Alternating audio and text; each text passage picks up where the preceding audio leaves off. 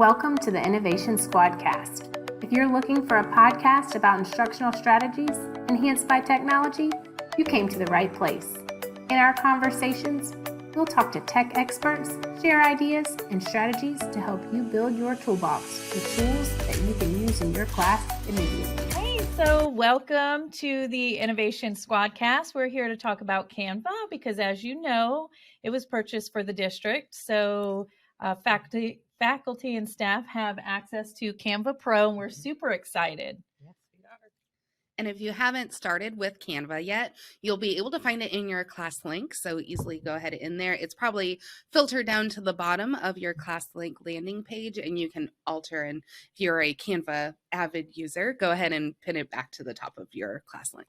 And it's a super easy sign-on. You just use your Google sign-on and it'll connect with the Berkeley. And if you've already used it, that personal. So you don't lose your stuff. That was the scary thing at first. Like when you connected it, like, where'd all my stuff go? You do have to toggle between the two where you can see your personal and your BCSD.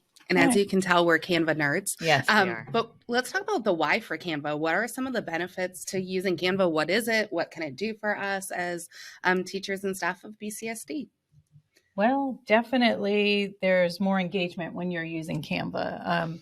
We've been playing around with it and using it a lot, and we'll go through some basics of it, but we have found that there's more, you can create things that are more engaging in Canva. Just encouraging creation is super important. Even if it's the teachers and not the students, we still have to get creative with our content. Right. Well, and I like too for Canva that it looks like a professional kind of publication, or if you're looking at how to create infographics or GIFs or websites, there's so many templates and things that are in there. So it takes, if you're scared of creation and you have never done anything in there before, there is so much that you can build from already. So when you start creating and producing and publishing things, it looks really professional looking. And that's funny you said that, because when we did our basics, the Canva basics class last week, somebody was saying, I'm not the designer type. So I go right to the templates and then remove things or add things in. And we even saw somebody was in the class and she was creating business cards. She worked at the district office. So we thought, oh, that's a really good idea too. And they have those templates. And I love my Google stuff. So I was using Google Drawings all the time to create things. But if I don't have something in mind, if I know exactly what I want, I might go to Google Drawings and create it there. But if I have no idea, I just have the idea, like I'll go to Canva, find a template, and then, it's easy to go from there. And I never have an idea. So I always go to Canva first. Easy. I like that you can go there and, like you said, you don't know about the idea. You just go to photos and start searching the topic you're trying to create something on. And they have a plethora of photos for you to choose from, or templates. So what if you're a newbie to Canva? What are some easy things to start with? Oh, so it doesn't sound so scary. I think one of the easiest things is you just go to once you log in and you can see that there are templates. You can, along the top, there's a drop downs, and just look at it and you can see there's social media. So if you're the person that does the social media for your school and you want to make it attractive and engaging, then I might start there. Or there are personal options. There's business, marketing, education. Even if you just click on the template area where it says education, there's classroom kits, there's lesson plans, worksheets, certificates, bookmarks, schedules. I mean, there's tons of templates. You can kind of get in the weeds, which we always joke about. We do. Once we open Canva, we will get in the weeds. So you definitely have to have a goal when you go in there. Or a time limit. I'm only going to work on this for 10 minutes and then move on. So starting with the templates, to me, 10 minutes, right? I definitely start with the templates. Right. What about you guys? Where do you start? So I feel like when I'm creating something to put in a newsletter or to share, I feel like I start just creating in a blank space, and then I can go and resize it to fit. Like, does it need to be like a square, or does it need to be a header? So sometimes I keep that in mind, like, let me just create it first and then see how I want to size it, because you can resize it. You can customize the size, or they have some already set. Like, is it a Facebook post? Is it a header? Is it an infographic size? So they give you tons to choose from, unless you have the exact measurements that you'll Right. need. And the sizes are helpful because even if you are in Google Classroom, it might say it needs to be at least this size by this size, like pixels, or it's usually pixels, and you can change the size based on whatever it tells you that you need to have it. Right. And that's kind of what I do when I go in. I usually have an idea of where it's going to go out to. Right. So I'll go in and just search Google form heading, and it's already, the template's already there, the size is already there, and then I can go in and manipulate kind of what I need to have it fit the needs of the project. And I like, once I have all these different creations made, now I just go in and I make a copy of it. If I say, oh, I like the way that size looks, so I'll make a copy of it and then change everything for whatever else I'm creating. That really does help if you're looking at the marketing aspect of it too. If you're doing a lot for your school that you have, well, I'm going to use this for social media, but then we're also going to use this for our newsletter. And then we're also going to use this for flyers that are going out. Then you can just keep resizing it. You might have a lot of copies of things. Oh, yes. Which I have do. to go back in and delete once I try to look. Does this look good? Nope, Yeah. not. Does that? You're But right. that it does help with that easy duplication. And then you're not losing your fonts and your background and things like that.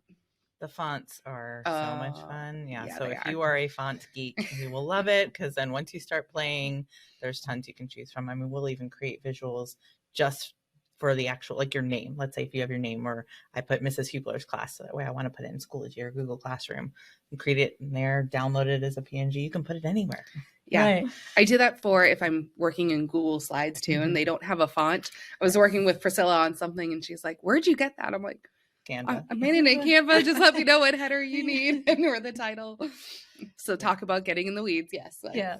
And once you have one of those templates created, you can just click on the dots, make a copy of it, and then all you have to do is adjust the content. You don't even have to really worry about finding the template again. You created your own template. Mhm. Yeah. So there are also a lot of features too. Oh, yes. In Canva, I think one of my favorites is uploading. You can upload videos if you have your school logo. It's an easy drag and drop and it'll upload, and then you can just use it with whatever you're designing. Any other favorite?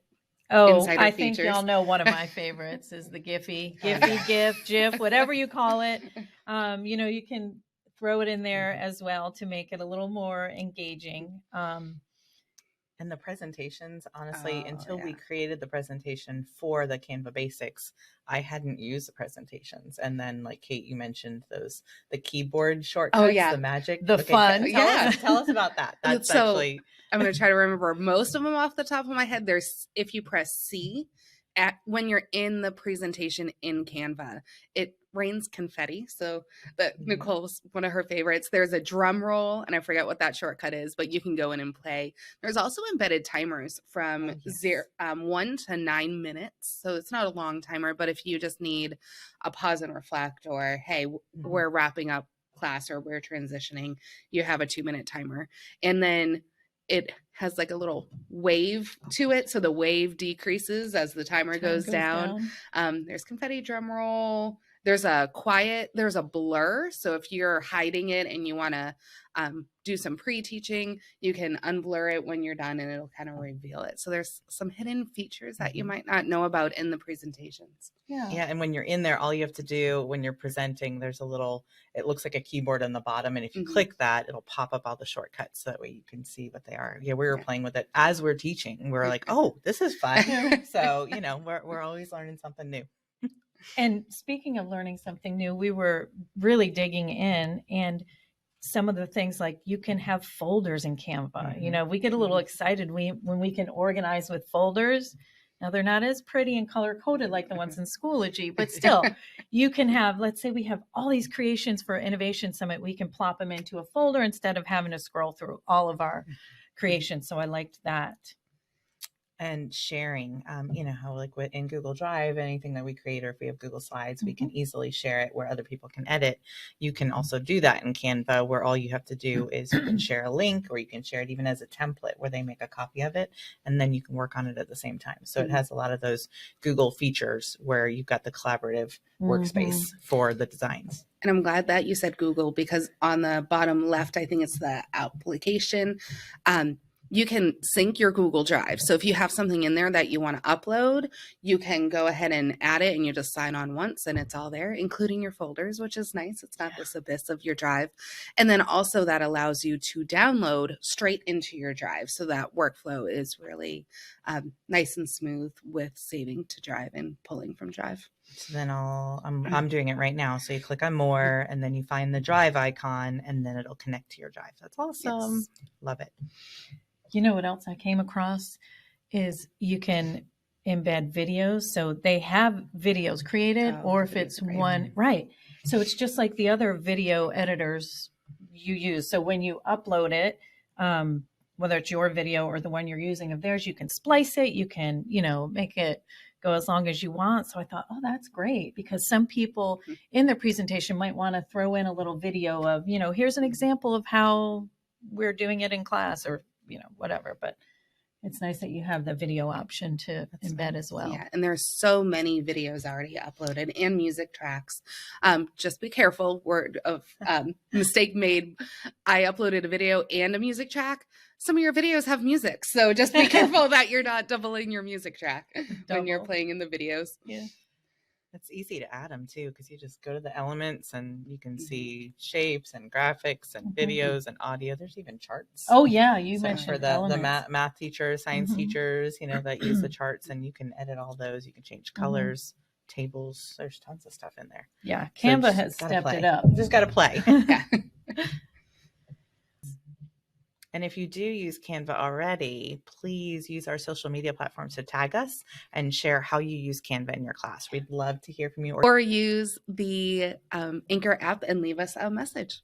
That'll be awesome. And we came across, when we were doing the basics class, it wasn't just teachers who joined. We had people all through the district. We had nurses, we had food services, we had people in the district office. So people are using Canva to create for everything. So please feel free, share it with everybody, join the session, and show us what you're doing. I'd love to hear from you. Can't wait to see what you create. Yes. All right. Have a great day.